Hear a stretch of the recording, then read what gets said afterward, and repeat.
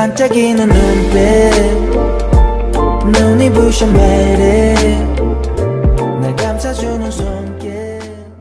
Hwang Gi Chan was at the scene of an accident involving Kim Do-hee, a staff member at his own company. Instead of helping, he just filmed a video and walked away. Even worse, he only shared part of the footage with Kim Do-yeon, which made things more suspicious. As Do-yeon listened, his doubts grew stronger. They began to consider the possibility that someone else was with Gi Chan that day. If Gi Chan really caused the accident, maybe his companion was covering it up and even trying to frame someone else like Choi Jae-young. Do-yeon remembered getting strange, anonymous messages and phone calls that made him angry at both Jae-young and Jae In. But now he realized he might have been manipulated to turn against them on purpose. Jae In believed there was only one person who would help Gi Chan and hide the truth, Kang Jae In. Suddenly, everything started making sense. Kim Do-hee didn't just happen to find that cufflink. Gi Chan must drop it at the scene of the accident. Ignoring his injured employee and not calling for help made him look extremely guilty.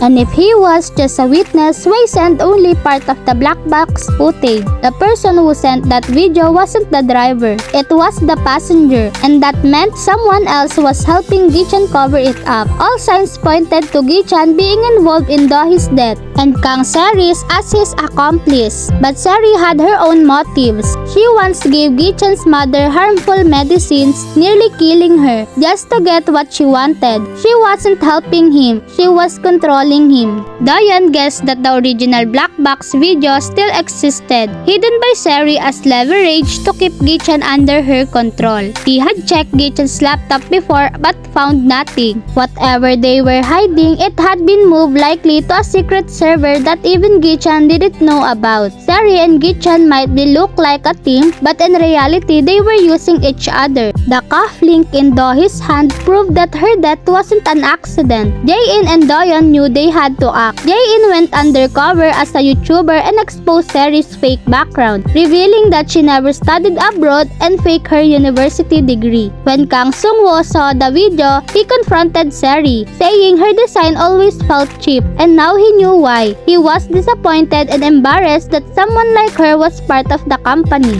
Jae In blamed herself for over-trusting Jae and introducing her to the company leaders. Meanwhile, Jae stormed off to Gi Chan, but he wasn't on her side anymore. He felt betrayed. He had once seen himself as a clean, honorable man, but ever since meeting Jae, his life had been filled with lies. Jae kept blaming Jae In, but Gi Chan didn't want excuses. He started questioning everything, even Jae's aunt, who had recommended hiring her. Things got worse when Gi Chan remembered a suspicious comment about a fake wedding photo. He called Director Hwang, furious that the man hadn't found the person in the photo. Gi Chan never told anyone the man's name, yet Director Hwang suddenly mentioned it Ji Sung-jun. That was the moment everything changed. Gi Chan realized Director Hwang had been hiding something. When pressured, Director Hwang admitted that Jae offered him more money and he had given in. Now he promised to fix everything. Gi Chan tried calling Jae's aunt only to find out she had already fled the country. He then questioned Jae about Ji Sung-jun, but she pretended not to know who he was. Gi Chan had had enough. He told her everything about her was fake. Her name,